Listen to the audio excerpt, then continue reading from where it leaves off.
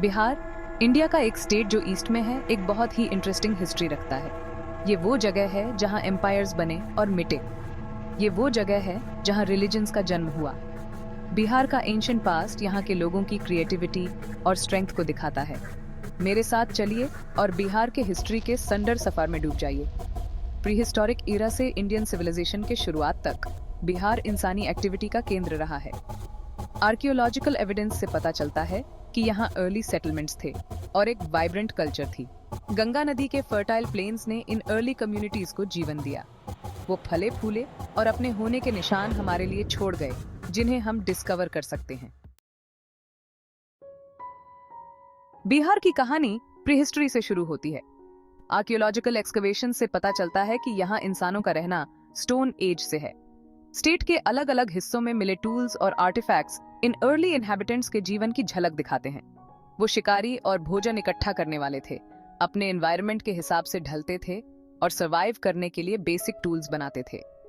बिहार में कई जगहों पर गुफाओं में मिली रॉक पेंटिंग्स से हमें प्रीहिस्टोरिक लाइफ को समझने में और मदद मिलती है।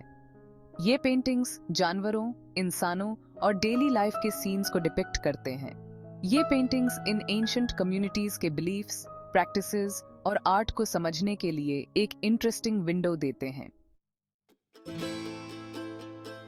वैदिक पीरियड ने इंडियन हिस्ट्री में एक बहुत बड़ा बदलाव लाया और बिहार ने इसमें एक इम्पोर्टेंट रोल प्ले किया। ऋग्वेदा जैसे एंशिएंट टेक्स्ट्स में इसे विदेहा कहा गया है। बिहार कई इंपॉर्टेंट किंगडम्स और सेजेस का घर था। ऋग्वेदा 4 वेदास में सबसे पुराना, हिम्स और वर्सेस से भरा हुआ है, जो उस समय के सोशल, रिलीजियस और पॉलिटिकल लाइफ की जानकारी देता है।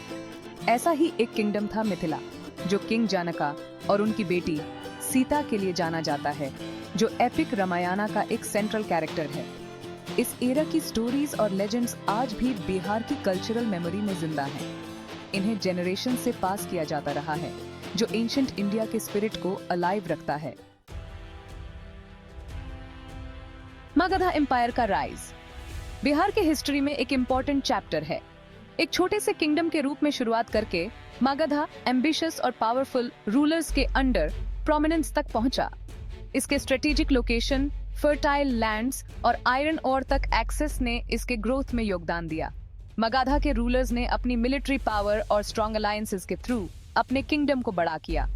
उन्होंने नेबरिंग किंगडम्स को अपने एम्पायर में मिला लिया और धीरे धीरे नॉर्थ इंडिया के एक बड़े हिस्से पर अपना कंट्रोल कर लिया।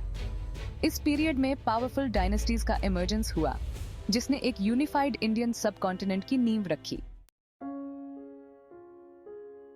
Section 5 the light of Dharma, Buddhism and Jainism इन बिहार।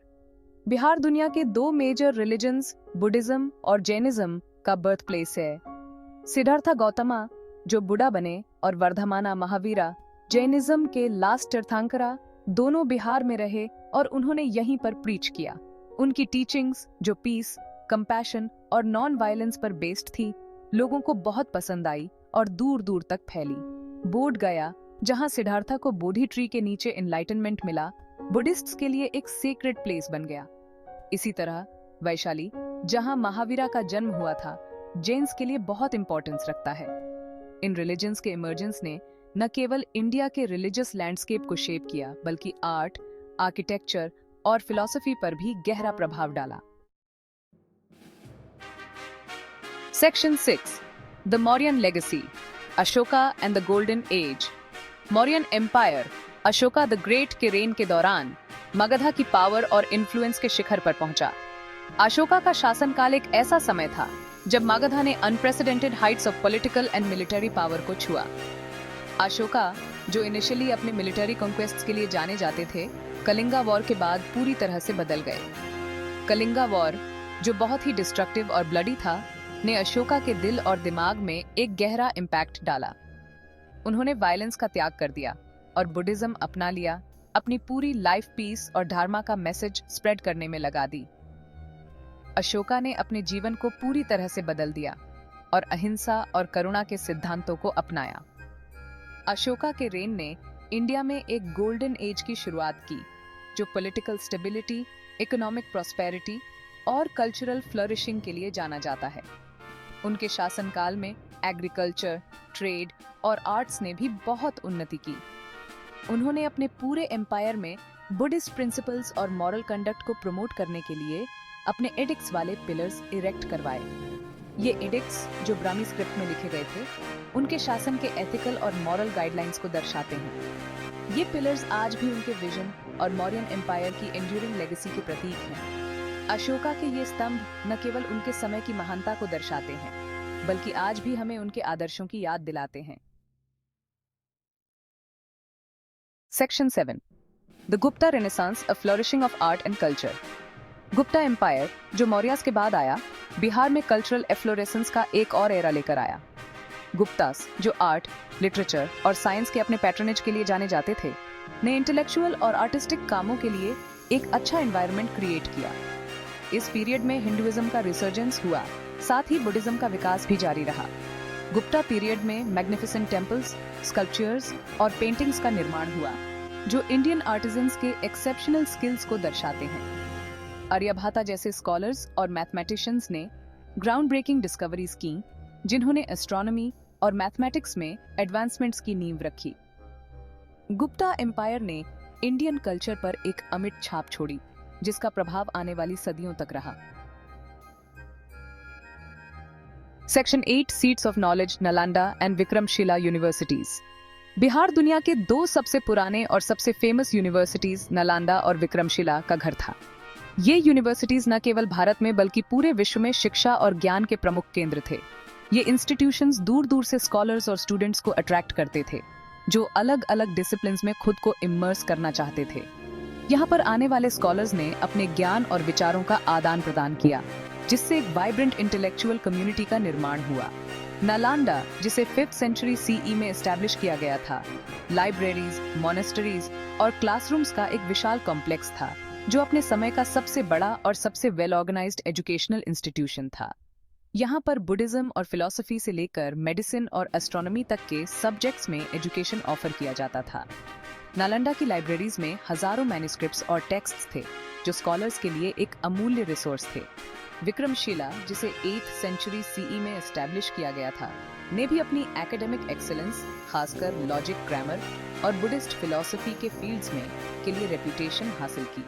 यहाँ पर स्कॉलर्स ने रिगरस एकेडमिक ट्रेनिंग प्राप्त की और अपने रिस्पेक्टिव फील्ड्स में सिग्निफिकेंट कंट्रीब्यूशंस की। इन यूनिवर्सिटीज ने सदियों तक नॉलेज के डिसेमिनेशन और इंटेलेक्चुअल एक्सचेंज को फॉस्टर करने में महत्वपूर्ण भूमिका निभाई।